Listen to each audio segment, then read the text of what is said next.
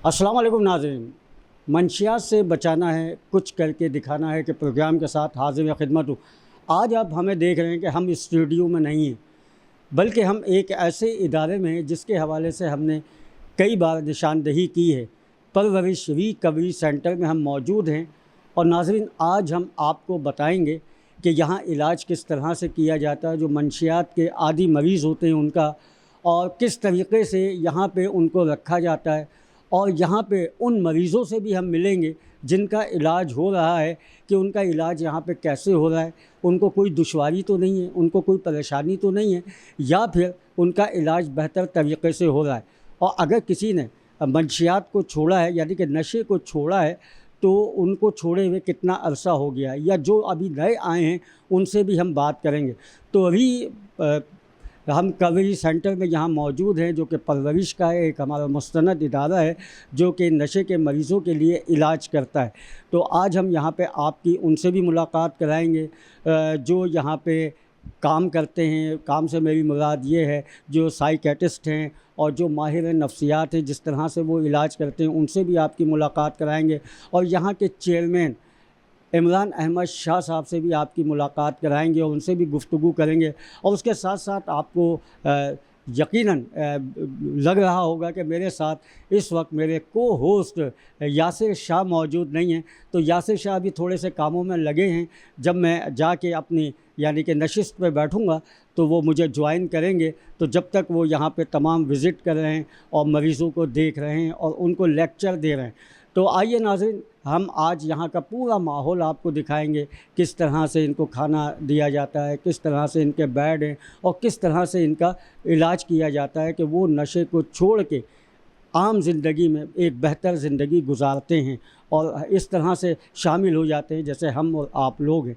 तो आइए आज यहाँ का हम विज़िट करते हैं और यहाँ पे हम उन लोगों से मिलते हैं। जी नाज़रीन, इस वक्त मैं जैसे आपको पहले बता चुका हूँ कि मैं परवरिश रिकवरी सेंटर में मौजूद हूँ और इस वक्त आप मुझे देख रहे हैं कि मैं उन तमाम मरीज़ों के साथ मौजूद हूँ जिनका इलाज हो रहा है।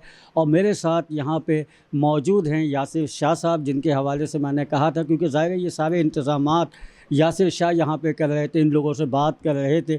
यासिर शाह, क्या देखा आपने और आज हम यहाँ पे रिकवरी सेंटर में आए हैं, तो आपने क्या माहौल देखा है या क्या माहौल के हवाले से बात करेंगे आप? जी, अस्सलाम वालेकुम आसिफ़ साहब। पहले तो बहुत बहुत शुक्रिया आपका और वीनस चैनल का कि वो हमारे इदारे तशरीफ़ लेकर आए। और जैसे कि पहले भी आपके प्रोग्राम के तवस्सुस से आगाही के बारे में इस टॉपिक पे काफ़ी बात हो चुकी है, तो क्यों ना अब उनकी कहानी उनकी ज़बानी सुने जो इस दर्द तकलीफ़ से यानी गुज़र रहे हैं, कि क्या ऐसे हालात होते हैं। दूसरे भी आज के माशरे में बहुत सारे इदारे हैं, इलाज कर रहे हैं, दूसरे इदारों में और इस इदारे में क्या फ़र्क है। तो यही आज जो है एक-एक करके जो है हम लोग जो है जानने की कोशिश करेंगे कि किस तरीके से इलाज का तरीक़ेकार होता है, क्या ग्रुप काउंसलिंग होती है, थेरेपीज़ किस तरीके से होती हैं। तो मैं दावत देना चाहूँगा, मेरे ख़्याल से कौन पहले बात करना चाहेगा? अपना नाम बताइए। अस्सलाम वालेकुम। मेरा नाम मोहम्मद आरिफ़ है और मैं यहाँ 3 महीने के लिए इलाज में हूँ। मुझे तकरीबन 2.5 महीने से ज़्यादा हो गए। और मैं यहाँ जब इलाज में आया था तो बहुत तकलीफ़ में था, बहुत कमज़ोर था और नशे की जो तोड़ होते हैं वो तकलीफ़ में मैंने कुछ दिन गुजारा यहाँ पे। उसके बाद मैं यहाँ पर जब ट्रीटमेंट में था मुझे बहुत बेहतरी आई है। यहाँ पर का जो इलाज है वो 10 दिन तो हम मेट्रोल में होते हैं, उसके बाद जब निकलते हैं तो हमारे ग्रुप होते हैं, ग्रुप में हम बैठते हैं, वो शेयरिंग करते हैं जो हमें नशे की वजह से हमने बर्बादियाँ की होती हैं, वो शेयर करते हैं। इसके अलावा यहाँ पे हमारे नफ्सियात हैं, हर हफ्ते हमारे सेक्शन होते हैं, हम वो चीज़ें ज़िक्र करते हैं जिनकी वजह से हम नशा करते थे। तो वो चीज़ें हमें आगाही दी जाती है कि उन चीज़ों के बगैर किस तरह ज़िंदगी गुजारनी है और नशे के बगैर किस तरह ज़िंदगी गुजारनी है, जिसकी हमें आगाही दी जाती है। और यहाँ बहुत हमें रिस्पेक्ट मिली जाती है इस इलाज के अंदर कि यहाँ हर साथी अपने नाम के आगे भाई का इस्तेमाल करते हैं और बहुत खुशी होती है जब कोई साथी मेरे नाम के आगे मुझे आरिफ भाई कह के पुकारता है, इज़्ज़त मुझे मिलती है तो मुझे बहुत खुशी होती है। क्योंकि बाहर तो हमें हर कोई अलग अलग नामों से पुकारा करता था। जी हाँ, इससे पहले के मेरे दूसरे इदारों में इलाज है, मगर मैं नशा नहीं छोड़ पाया क्योंकि वहाँ पर सख्ती से मारा जाता था और जंजीरों से बांध दिया जाता था तो मुझे खुद गुस्सा था मेरे अपनी फैमिली के ऊपर कि मुझे फैमिली ने ऐसे इदारे में जमा कराया। मैं हर वक्त वहाँ से भागने की कोशिश करता था कि किसी तरह मेरी फैमिली ले जाए या मैं वहाँ से भाग जाऊँ। पर यहाँ पर जब से मैं आया हूँ तो यहाँ पर अल्लाह का शुक्र है, मेरी फैमिली आती है, मैं उससे खुशी खुशी मिलता हूँ। हर हफ्ते मेरी मुलाकात आती है, मेरी फैमिली के साथ बैठता हूँ मैं, और खुशी फैमिली मुतमईन हो गई आती है। और मैं भी अल्हम्दुलिल्लाह मुतमईन हूँ कि मेरी फैमिली ने मुझे बहुत अच्छी जगह इलाज के लिए डाला और मुझे अच्छी ज़िंदगी गुजारने का एक मौका दिया। शुक्रिया।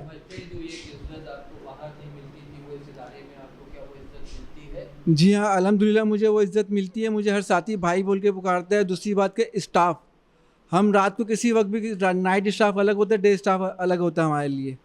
तो कोई भी नीचे आते हैं स्टाफ बहुत इज़्ज़त से हमारे डील करते हैं कि क्या मसले हैं, हमारी चीज़ें जो होती हैं वो सॉल्व होती हैं, मसले मसाइल सॉल्व होते हैं। ऐसा नहीं होता कि गुस्से से हमें कि भाई आप बार बार तंग कर रहे हो, जैसे दूसरे इदारे में मेरे साथ किया जाता था, पेशेंट के साथ किया जाता था। नहीं, हर यहाँ लगे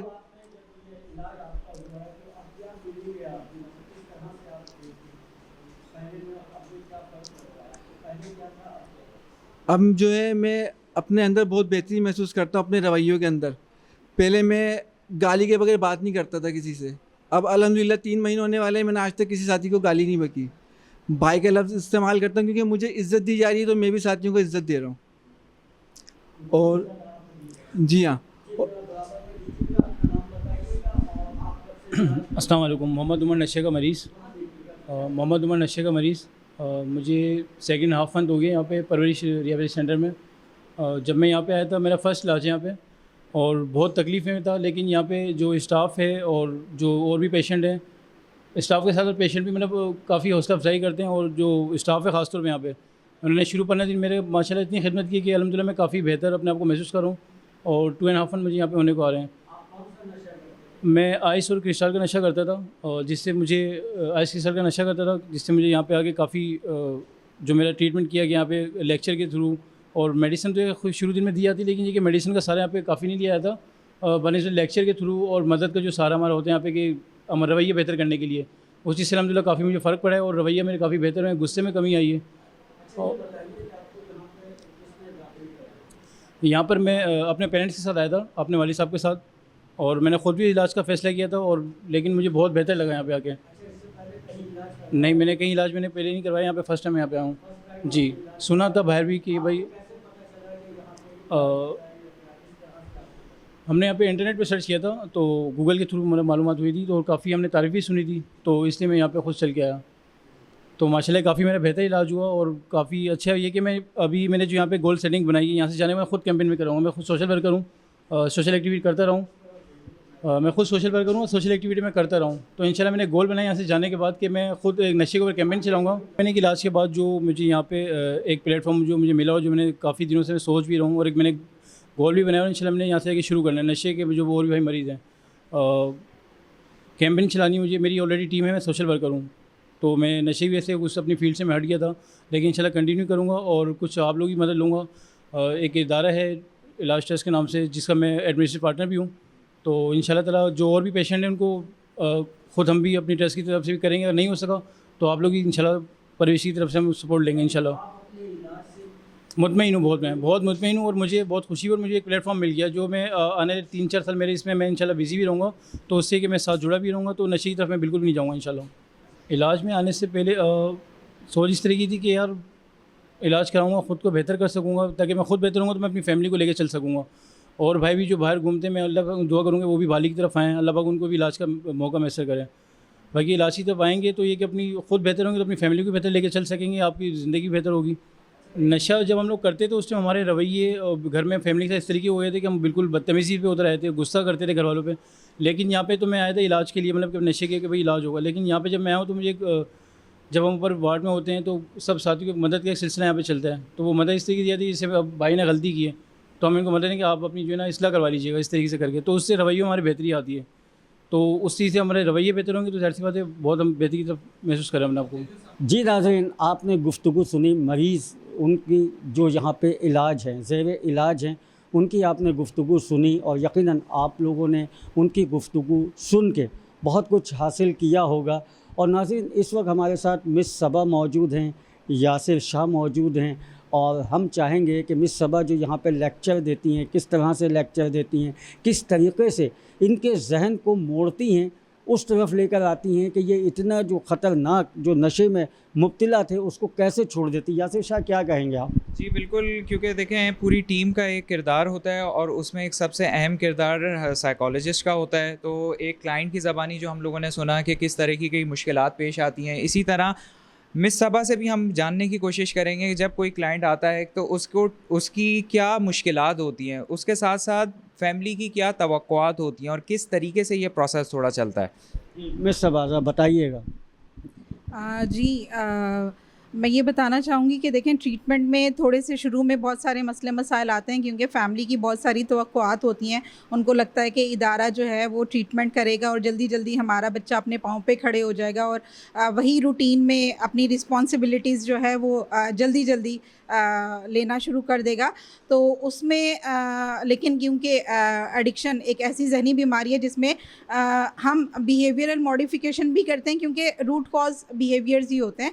तो इसलिए इस बीमारी को ट्रीटमेंट करने के लिए थोड़ा सा लॉन्ग ट्रीटमेंट चाहिए होता है, जिसके लिए सबसे पहले तो ये मुश्किलात आती हैं, मसले मसाइल आते हैं कि फ़ैमिली को अवेयर करना बड़ा ज़रूरी होता है। फ़ैमिली को हम अवेयरनेस देते हैं इस हवाले से कि हम कैसे ट्रीटमेंट को लेकर चलेंगे।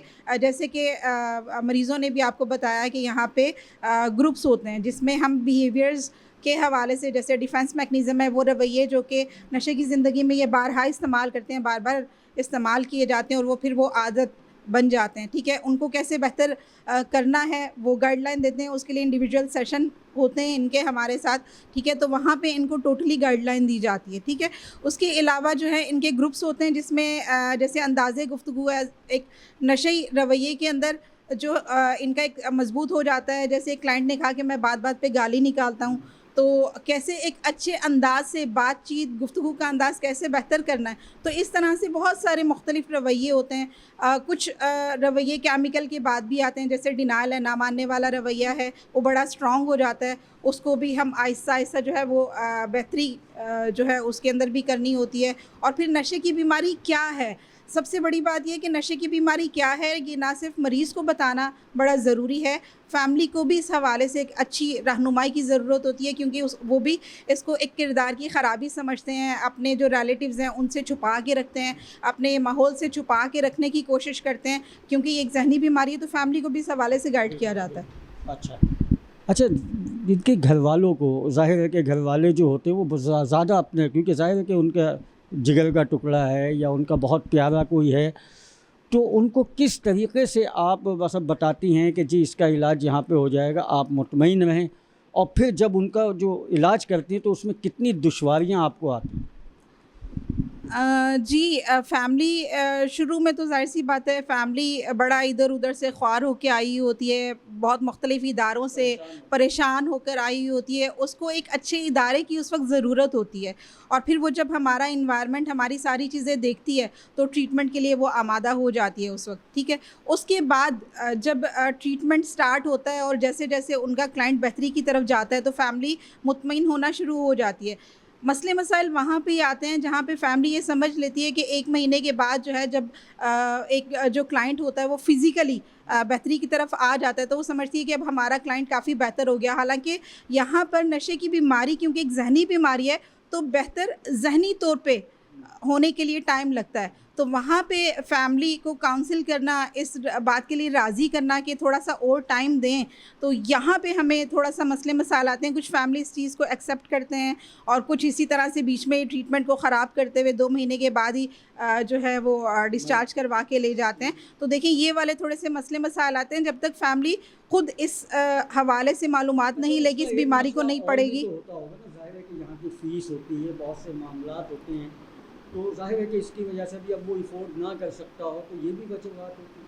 देखिए इससे कई गुना ज़्यादा तो उनका प्यारा जो है वो नशे में ही पैसे ज़ाया कर देता है, घर की चोरियाँ करता है, घर की कितनी सारी चीज़ें जो हैं वो बेचता है तोड़-फोड़ गुस्से की वजह से, क्योंकि ये एक ऐसी बीमारी है जैसे बार-बार कहा जाता है कि इसमें रवैये ख़राब होते हैं, बहुत ज़्यादा गुस्सा, चिड़चिड़ापन आता है जिसकी वजह से वो अपने एनवायरनमेंट को टोटली स्पॉइल करता है।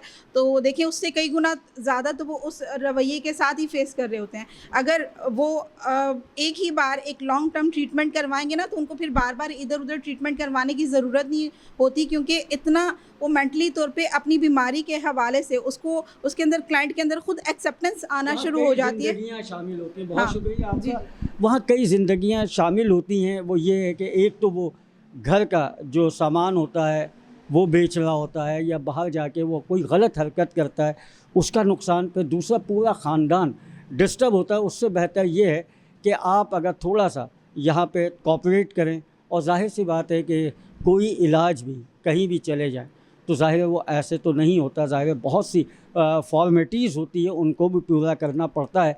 लेकिन यहाँ पे हम ये देख रहे हैं कि बहुत ज़्यादा कोऑपरेट होता है, हर सूरत में यहाँ पे सपोर्ट की जाती है कि किसी सूरत से ख़ानदान को भी बचा लिया जाए जो जहनी अजियत में है, और उसको भी बचाया जाए जो कि ये मरीज़ है।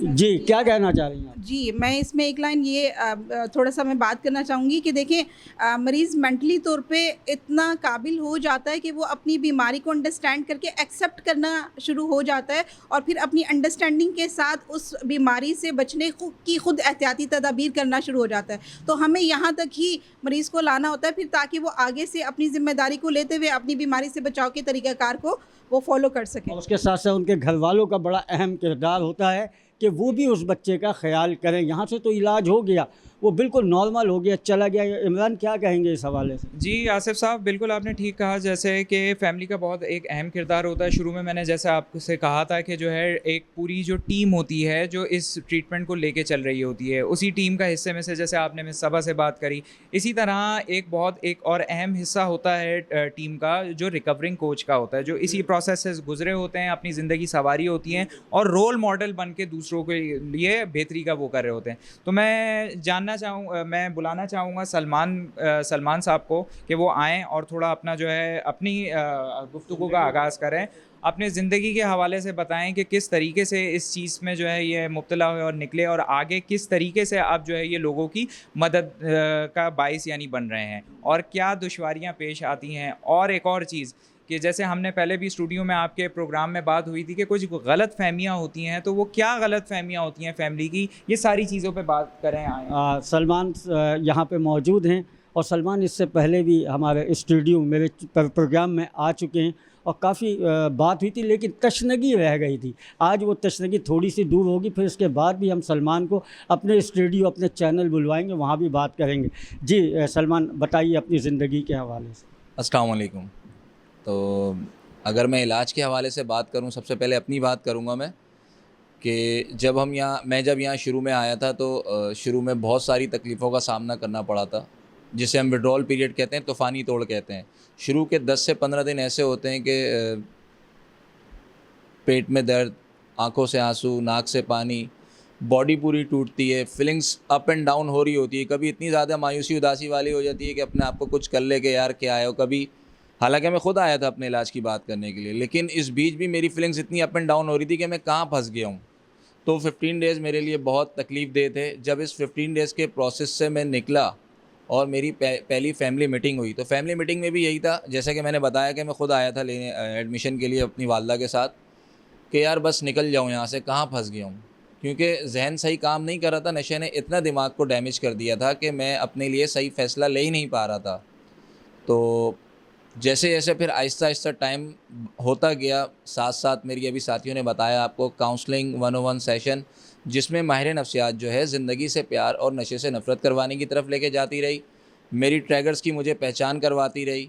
साथ साथ फिर लेक्चर्स होते हैं, ग्रुप होते हैं, वहाँ टूल टेक्निक्स बताते हैं हम साथियों को कि आपको जाहिर सी बात है कि मैं एक एडिक्ट हूँ और जो यहाँ पे सारे हैं वो भी सारे एडिक्ट हैं। तो एक एडिक्ट ही एक एडिक्ट को अच्छी तरीके से पहचान सकता है, उसकी फीलिंग्स को पहचान सकता है, आम आदमी नहीं समझ पाएगा।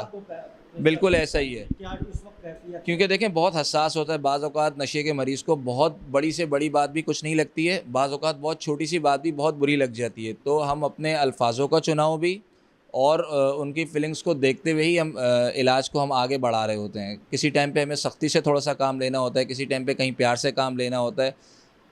तो ये सारी चीज़ों के साथ साथ जब मैंने आपको बताया कि लेक्चर्स होते हैं, उसमें हमें टूल टेक्निक्स जो दी जाती हैं वो ये होती हैं कि जब क्रेविंग हो रही हो तो इससे किस तरह बचा जा सकता है। बाज़ औक़ात हम यहाँ अक्सर शेयरिंग में सुनते हैं कि भाई मैं गुस्से की वजह से रिलैप्स हुआ हूँ, हम उसकी मैनेजमेंट बताते हैं कि गुस्से से किस तरीके से काबू पाना है और किस तरीके से इसको कंट्रोल करना है। बाज़ औक़ात यहाँ पे जो एक सेक्स के हवाले से भी काफ़ी सारे केसेस आते हैं कि यार मैं सेक्स की वजह से फंस गया था, तो इस हवाले से भी हम उनको गाइड करते हैं कि इससे किस तरीके से बचा जा सकता है, और हेल्प मांगते हैं, हेल्प मिलती रहती है और इस तरीके से इलाज। तो सलमान, मुझे जो समझ में आ रहा है कि यहाँ पे रहते हुए आप एक तो उनकी जो ज़िंदगी यानी गुज़र गई है नशे में, उससे छुटकारा दिलाने की कोशिश करते हैं और आने वाले उसमें भी ये चीज़ें उनको सिखाने की कोशिश करते हैं कि किस तरीके से नशे से बचा जाए। ऐसा ही है। और मैं चाहूँगा ताकि देखने वाले नाज़रीन को भी आप बताएं कि कौन सी ऐसी चीज़ें हैं जिनसे बच के इससे नशे से बचा जा सकता है, या एक नशे के मरीज़ के लिए जो एक दफ़ा उसने इलाज कराया उसके बाद कौन सी ऐसी चीज़ें हैं जो एहतियाती तदाबीर यहाँ से जाने के बाद भी उसने वो रखनी है। इख्तियार करनी होती हैं ताकि वो इन चीज़ों से जो उसने ज़िंदगी में नुकसान उठाया है उससे बच सके। सबसे पहले तो मैं ये बात करूँगा कि जब यहाँ पे मरीज़ आता है हमारे पास, उसके चारों पहलू जो है ना मुतासिर हुए हुए होते हैं। चारों पहलू कौन से हैं? जिस्मानी है, रूहानी है, माशी और माशरती है। सेहत उसकी इतनी ख़राब हो चुकी थी, जॉब वगैरह के हवाले से वो बिल्कुल टूट जाता है, फ़ैमिली में ताल्लुकात ख़राब हो जाते हैं, रूहानियत नमाज रोज़े से बिल्कुल दूर हो जाता है। तो सबसे पहले तो हम इधर रहते हुए उसके तमाम पहलू बेहतरी की तरफ लेकर आते हैं, उसको रूटीन में लेकर आते हैं, क्योंकि नशे के मरीज़ का रूटीन भी बहुत ख़राब होता है। दुनिया जब सुबह काम पे जाती है तो उसकी सुबह नाइट हो रही होती है, वो सोने की तैयारी कर रहा होता है। सबसे पहले हम उसको रूटीन की तरफ लेकर आते हैं, और जब ये इलाज हमारा चल रहा होता है, जब वो चलते चलते जब डिस्चार्ज के टाइम पे पहुंचते हैं तो उसकी सारी एहतियातों के साथ हम उसको भेजते हैं। बाकायदा एक फ़ैमिली मीटिंग भी करते हैं, उनको भी काउंसलिंग करते हैं कि भाई इनको बाहर किस किस चीज़ का ध्यान रखना है, और साथ मरीज़ को भी एक बना के देते हैं चार्ट के भाई आपकी ये रूटीन होनी चाहिए। अगरचे तो वो उस रूटीन को फॉलो करेगा तो इंशाल्लाह बहुत ज़्यादा चांस होते हैं कि वो दोबारा किसी मुसीबत की तरफ जाएगा। मिसाल के तौर पे सर ने मुझसे कहा कि कौन कौन सी एहतियातें होती हैं। पुराने दोस्तों की तरफ जाने का हम मना करते हैं। सबसे पहली और अहम चीज़ कि अपनी मर्ज़ी नहीं चलानी है। नशे का मरीज़ अपनी मर्ज़ी बहुत चलाता है हर बात में, कि मैं ऐसा कर लूँ, किसी की नहीं मानता है ना। मैंने जब किसी की नहीं मानी तो फिर हम सब एक ही जैसे नशे के मरीज़ हैं। अगर मैं नशे के मरीज़ की बात करूँ तो हम सब की तकरीबन मिलती जुलती हैबिट्स होती हैं। नहीं हैं, नहीं थे, अब नहीं हैं। ठीक है। ये जुमला रख कीजिएगा, क्योंकि ये नशा छोड़ चुके हैं और अब माशरे में एक बेहतर ज़िंदगी गुजार रहे हैं। ठीक है, तो हम सब थे, लेकिन अभी सारी चीज़ों पे काम कर रहे हैं, और Aahista Aahista day by day हर दिन कुछ नया सीखने को मिलता है। हमारी यहाँ पे जो साइकोलॉजिस्ट हैं वो भी साथियों पे बहुत अच्छे तरीके से काम करती हैं, उनके ट्रैगर्स की उनकी मैनेजमेंट बताती हैं। तो वो बाहर जाके अगर ये सारी चीज़ें अप्लाई करते हैं तो बहुत ज़्यादा चांस होता है कि एक अच्छी और खुशगवार ज़िंदगी की तरफ आ जाएं। और ये नहीं कि हम यहाँ से जाने के बाद राब्ता मुंतका करने को कहते हैं, हम उन्हें अपने साथ जुड़े रहने को कहते हैं कि हफ़्ते में 1 दिन फॉलो अप्स पे, या अगर 2 दिन भी आना चाहें, क्योंकि ज़ाहिर सी बात है यहाँ से जाने के बाद किसी के पास काम होता है, किसी के पास नहीं होता है। तो तन्हाई भी सबसे बड़ा ब्लॉक है। यहाँ से जाने के बाद मरीज़ कह तो रहा होता है कि हो गए, बाहर जाने के बाद करने के लिए कुछ होता नहीं है उसके बाद। 2 दिन घर वाले आते हैं, दावत वगैरह होती है, उसके बाद वो वापसी तन्हाई का शिकार हो जाता है, जिसकी वजह से मसले क्रिएट होना शुरू हो जाते हैं। अच्छा, यासर मैं आपसे पूछूंगा, जैसे कि सलमान ने बताया वो तन्हाई का शिकार हो जाता है, क्योंकि उससे लोग पहले बेजार होते हैं, घर वाले भी बेजार होते हैं। अब जब वो छोड़ देता है, वो नॉर्मल अपनी ज़िंदगी में आ जाता है, माशरे में अच्छा एक इंसान वो हो जाता है, तो उसके ऊपर फिर लोग एतमाद नहीं करते हैं। उससे भी कुछ डिसाइडेड हो जाता है, उससे भी कुछ परेशान हो जाता है, तो हो सकता है कि वो दोबारा उसी तरफ पलटने की कोशिश करता है। क्या कहेंगे? बिल्कुल सही कहा। जैसे सलमान भाई ने यही कहा कि हम मरीज़ को यहाँ से जाने के बाद तनहा नहीं छोड़ते, क्योंकि दुनिया अगर दूसरे मामलात पे ज़िंदगी में भी कोई मसले मसाइल आ रहे हैं, भरोसे का मसला आ रहा है, कोई और दूसरी चीज़ आ रही है, तो हम हमेशा उसको ये दावत देते हैं कि आएँ डिस्कस करें। हम हमेशा हर पेशेंट को एक बात बोलते हैं कि जितनी भी परेशानी हो, जितना भी गुस्सा हो और नशे का अगर सोच आ रही हो, तो नशा करने से पहले एक दफ़ा इदारे ज़रूर आ जाना। इदारे आना, बैठना, बात करना और उसके बाद जाने के बाद ख़ुद जो है ना डिसाइड करना। और आप यकीन माने जो आता है उसके बाद वो फिर आगे की तरफ ही जो है ना ज़िंदगी की तरफ बढ़ता है। क्यों? क्योंकि फिर जब यहाँ पे आता है, जो नाउमीदी होती है, जो सारी चीज़ें होती है, वो काउंसलिंग के थ्रू उसको प्रोसेस किया जाता है। क्योंकि मैं बात पहले भी आपके प्रोग्राम में कह चुका हूँ, बार बार यानी ये कहता हूँ कि याद रखिएगा कि एहतियात इलाज से बेहतर है। एहतियात इलाज से बेहतर है। मैं ये एक बात कहूँगा अपने नाज़रीन देखने वालों को भी, अपने प्यार करने वालों को भी, कि जब पहाड़ से इंसान नीचे गिरता है, ऊंचाई से जब आदमी नीचे गिरता है, तो उस वक्त तो उसको तकलीफ़ होती है, बहुत ज़्यादा तकलीफ़ होती है, चोट भी लग जाती है, हड्डियाँ भी टूट जाती हैं। लेकिन जब दोबारा वो मंजिल की तरफ जाता है, उसमें दुश्वारियाँ तो आती हैं, लेकिन अगर वो हिम्मत से काम लेगा तो मंजिल ज़रूर हासिल कर लेगा, बल्कि उससे ज़्यादा बुलंद पहाड़ पे पहुंच जाएगा, उससे बड़ी बिल्डिंगें वो बना लेगा। लेकिन हिम्मत होनी चाहिए।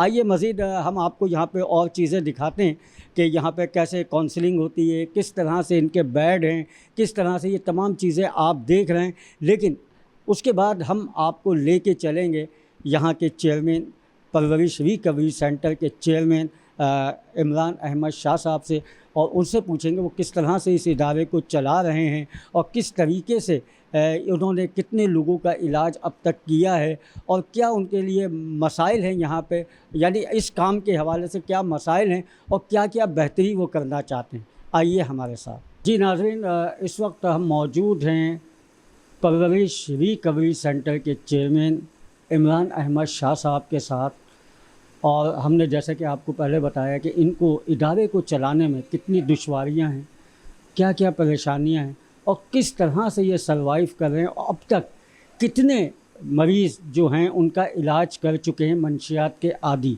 लोगों का, उस हवाले से बात करेंगे। और इमरान, आपके जहन में कोई सवाल उठता है ऐसा जो कि इमरान साहब से पूछा जाए? जी बिल्कुल, जानने की कोशिश करेंगे कि क्या गलत फहमियाँ होती हैं फैमिली की, एक फ़ैमिली को कितना अरसा लग जाता है इलाज गाह तक आने में, और क्या तरीक़ेकार जो है, क्या जो चीज़ें हैं, जैसे हम लोगों ने अभी जाना ग्रुप थेरेपी वगैरह, तो ये क्या कोई रिसर्च है, किस तरीके कौन सा प्रोग्राम फॉलो कर रहे हैं, तो ये सारे सवालों के जवाब हम लोग जानने की कोशिश करेंगे। आइए नाज़रीन, हम इमरान अहमद शाह साहब से बात करते हैं। इमरान साहब, क्या क्या दुश्वारियों, किस तरह से आप इलाज कर रहे हैं, और मज़ीद हम फिर आगे आपसे कुछ बात जानने की कोशिश करेंगे। देखिए, दुश्वारियाँ तो सबसे पहले जो मरीज़ यहाँ आते हैं उनकी फैमिली जो है उनके बिल्कुल जो है ना माइंड जो है बिल्कुल अलग होते हैं। सबसे पहली चीज़ कि वो इस बीमारी को समझते नहीं है। जब हम बात करते हैं तो हम यूनिवर्सल ट्रीटमेंट के हवाले से अगर देखें तो ये बीमारी है और ये एक ब्रेन डिजीज़ है, और उसके साथ साथ अगर हम बात करें कि इसको हम फैमिली डिजीज़ भी कहते हैं, इसमें साथ में फैमिली का आना बहुत ज़रूरी होता है इलाज में। जब तक फैमिली अपने ही जो है ना तरीके इस्तेमाल करती रहती है और वो नहीं सुनती, तो उनको कभी भी रिज़ल्ट नहीं मिलता। रिज़ल्ट उसी वक्त मिलता है, जल्द या बदेर, जब फैमिली जिस तरह से हम उनको गाइड कर रहे हैं बीमारी के हवाले से किस तरह से करते हैं, तो फिर जो है हमारे क्लाइंट में भी या उनके प्यारे में भी चेंज आना शुरू होता है। अगर फैमिली में चेंज नहीं आएगा, हम कुछ भी कर लें, मरीज़ में उनके प्यारे में तब्दीली नहीं आती। उसके लिए ज़रूरी है कि फ़ैमिली को भी इस चीज़ का समझना कि बीमारी है, क्या है, क्यों है और कैसे है। तो उसमें ज़्यादा से ज़्यादा हम उनको मालूमात देते हैं, जिसमें हमारी क्लिनिकल टीम है, इसमें रिकवरिंग कोच हैं, तो तमाम टीम मिल के इस हवाले से उनको ज़्यादा से ज़्यादा मालूमात देती है। अच्छा इमरान साहब, हमने देखा है कि अब हम आपसे थोड़ा सा इससे हट के बात करेंगे कि सरकारी सतह पे कोई ऐसा इदारा नहीं बना है। हालांकि वर्ल्ड में पूरे में अगर हम देखें तो बहुत से ऐसे इदारे हैं जो कि मंशियात के हवाले से काम कर रहे हैं, लेकिन हुकूमती सतह पे कोई ऐसा इदारा आपकी निगाह में है जो कि प्रॉपर इस तरह का इलाज कर रहा हो जैसे कि आप इलाज कर रहे हैं, या हुकूमती सरकारी सतह पे कोई सपोर्ट होती हो? देखिए, हुकूमती सतह पे इदारे तो हैं, दो हैं, लेकिन एक प्रॉपर अगर हम बात करें कि जो बीमारी है और उसका ट्रीटमेंट है उसको प्रॉपर तरीके से लेके नहीं चल रहे इदारे, तो गवर्नमेंट लेवल पे हैं। एक इस वक्त 3-4 हैं, एक ही उसकी ANF वाले इस पे काम कर रहे हैं। लेकिन वो जो प्रोग्राम जो है, जो अगर हम बात करें इंटरनेशनल स्टैंडर्ड को या बीमारी को सामने रखते हुए जो प्रोग्राम बना है इसको फॉलो करना है, उसकी शदीद कमी है। जहाँ तक आपने कहा कि गवर्नमेंट का क्या काम है, हम तो ज़ाहिर है कोई इस चीज़ के हम ये नहीं तवक्का रखते गवर्नमेंट ये करे वो करे, हम जो कर सकते हैं कर। हाँ, ये ज़रूर मैं कहूँगा कि इतने सारे इदारे इस वक्त कराची में खुले हुए हैं जहाँ जिस तरह से इलाज हो रहा है तो अल्लाह माफ़ करे, ना वो कोई इलाज है और ना कुछ है। अब उसकी वजह से क्या होता है कि फैमिली का जो है ना वो बिलीव ख़त्म हो जाता है कि उनका प्यारा नशा छोड़ ही नहीं सकता। तो हम उनको कभी भी कोई भी फैमिली जब आती है तो सबसे पहले मैं उनसे ही पूछता हूँ कि जी कहाँ कहाँ इलाज हुआ, तो फिर उनको फैमिली को और वो मायूसी की उसमें आते हैं कि यार इसके तो 8 इलाज हो गए, 10 इलाज हो गए, मगर ये नहीं सही हो रहा। तो मैं सबसे पहले ये पूछता हूँ कहाँ कहाँ हुआ और फिर उनको फैमिली को बताता हूँ कि इसके ना सही होने की वजह क्या है। उसकी वजह ये है कि उसको अभी तक इलाज ही नहीं सही हुआ। और गवर्नमेंट से तो मैं सिर्फ इतना ज़रूर चाहूँगा हेल्थ वालों से कि वो जितने भी सेंटर खुले हुए हैं उनको कम से कम मॉनिटरिंग करें उनकी, और जो इस किस्म के इलाजगाहें हैं जो सिर्फ मारना ये वो सारा सिलसिला इलाजगाह नहीं है, तो उन पर जब तक मॉनिटरिंग नहीं होगी तो लोगों के भी जहन में या हमारे माशरे में भी यही चीज़ बन गया कि नशा करने वाला नशा छोड़ ही नहीं सकता। तो हमारे पास बहुत सारी मिसालें हैं और बहुत सारे हैं कि यकीनन छोड़ सकता है दुनिया में अगर उसको ट्रीटमेंट सही मिले। अगर इसी तरह है ना कि अगर किसी को ब्लड प्रेशर है और इसका इलाज आप किसी और से करा रहे हैं और इलाज ही सही नहीं हो रहा तो उसकी बीमारी कैसे सही होगी। आपने बहुत अच्छी बात की है, सही सही ट्रीटमेंट होना चाहिए। अच्छा, लोग दिल बर्दाश्ता हो जाते हैं, घर के लोग दिल बर्दाश्ता हो जाते हैं, मरीज़ दिल बर्दाश्ता हो जाता है कि यार क्योंकि वो गलत जगह है, वहाँ इलाज नहीं है, वहाँ सिर्फ पैसे बनाए जाते हैं। शर्जील इनाम मेमन साहब मंशियात के हवाले से उसके बस ख़त्म करने के हवाले से बड़ा काम करें। शर्जील मेमन साहब आप भी मुझे जानते हैं और आप एक आला ओहदे पे हैं, और बल्कि मैं ये कहूँगा कि चेयरमैन बिलावल भुट्टो, सदर पाकिस्तान आसिफ अली जरदारी साहब और जितने भी हुकूमत के जो मौजूदा हुकूमत है, मैं तो उनसे ये दरख्वास्त करूँगा कि ऐसे लोगों को तलाश करें और ऐसे लोगों से मीटिंग करें, इनको इदारे बना के दें, इनके लिए कुछ ऐसा करें, कोई फ़ंड ऐसा करें कि ये जो गरीब हैं जो प्रॉपर इलाज नहीं करा सकते, साहब ख़र्चा तो हर जगह होता है, खाने का, पीने का, आने का, जाने का ख़र्चा तो हर जगह होता है, ताकि एक मखसूस बजट हो जाए कि जिसके पास अखराजात के पैसे नहीं हैं वो भी अपना इलाज कर सके। जिनको हम फुटपाथों पे देखते हैं, जिनको हम कूड़े पे देखते हैं, ताकि उनका भी इलाज हो सके और उनके भी प्यारे या उनका दोस्त या कोई भी जानने वाला ऐसे इदारे में लेकर आ जाए और उसका इलाज हो जाए और हमारा मुल्क ऐसी नालत से छुटकारा हासिल कर सके। क्योंकि हुकूमत का काम है ये कि वो ऐसी चीज़ें कायम करें, क्योंकि हेल्थ है, तालीम है, ये तमाम चीज़ों की ज़िम्मेदारी हमारी हुकूमत पे होती है। मैं कोई ऐसा नहीं कह रहा हूँ, लेकिन क्योंकि आप लोग काम कर रहे हैं, ख़ास करके सिंध के वज़ीर शर्जील इनाम मेमन साहब को हम खराज तहसीन पेश करेंगे कि बहुत अच्छा काम करें, लेकिन थोड़ी सी इस तरफ भी तवज्जो दें।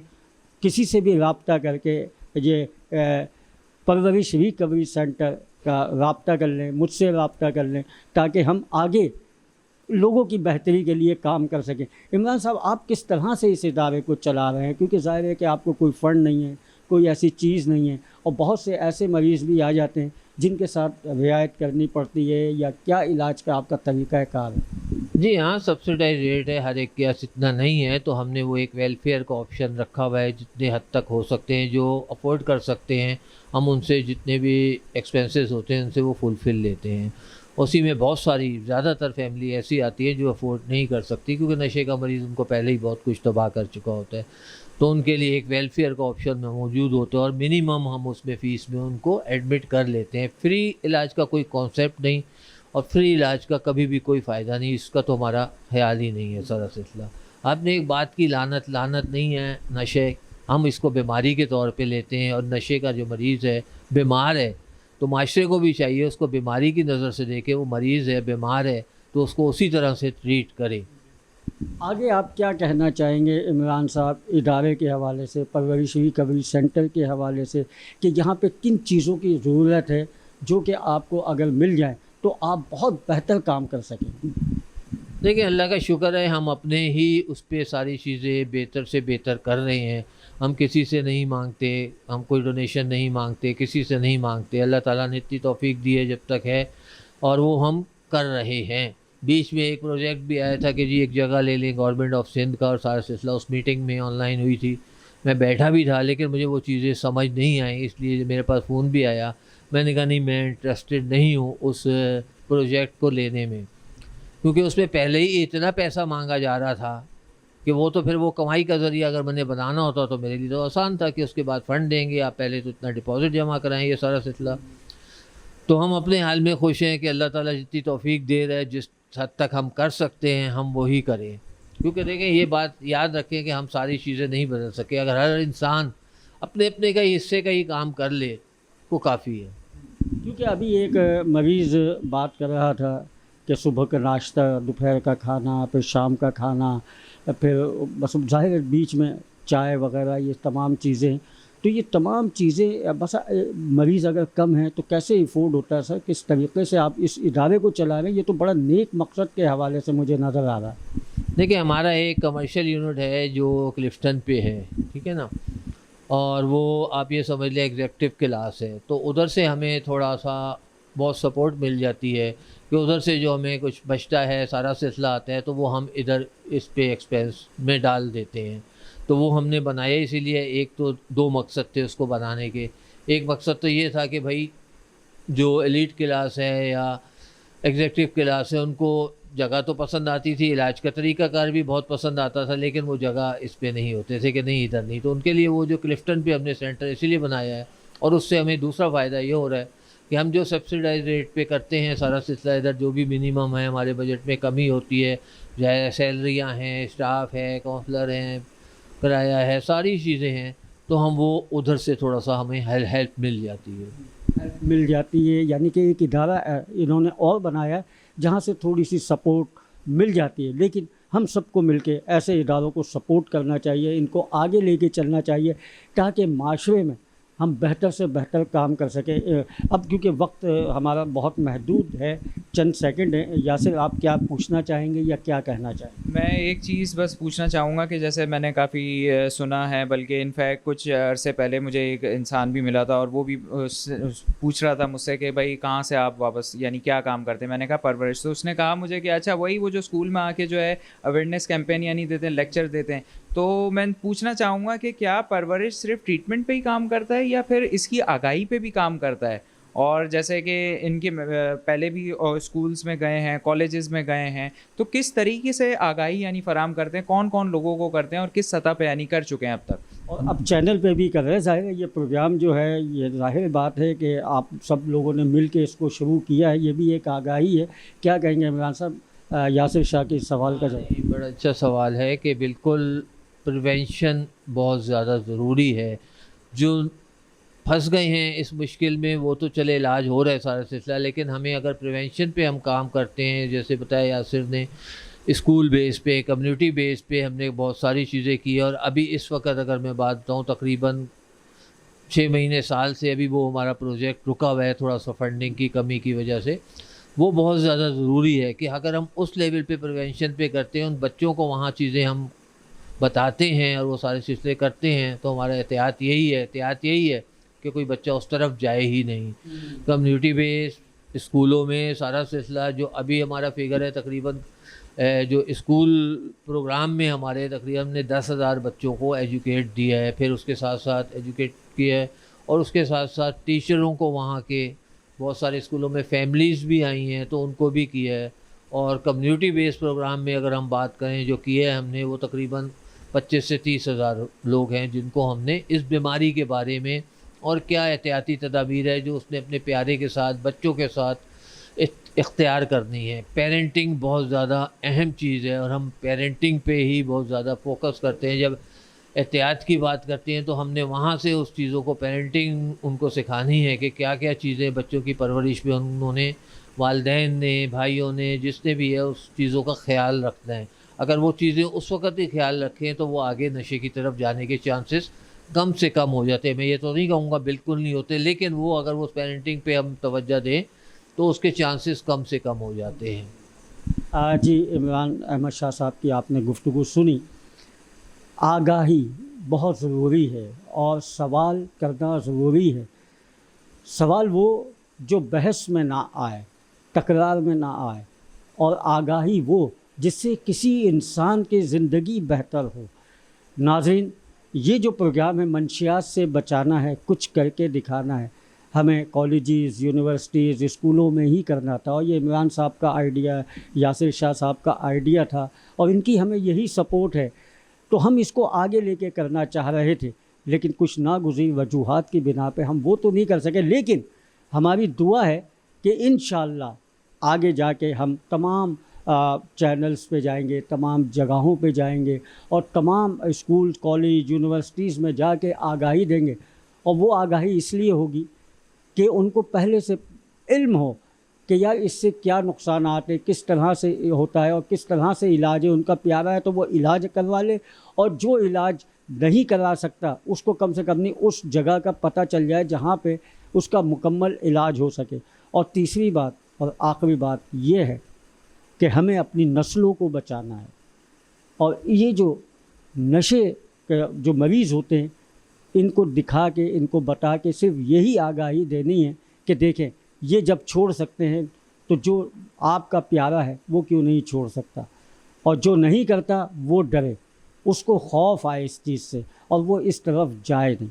हमारी यही कोशिश है और हमसे जहाँ तक हो सकेगा हम इंशाअल्लाह करते रहेंगे कोशिश, ताकि हमारा माशरा, हमारा मुल्क बेहतर से बेहतर हो सके। इसी के साथ ही अपने आसिफ शर्मीला को और यासिर शाह को इजाज़त दीजिए। इमरान साहब, मैं आपका बहुत बहुत शुक्रिया अदा करता हूँ कि आपने इतना वक्त हमें दिया और इतना टाइम आपने हमें दिया यहाँ पे।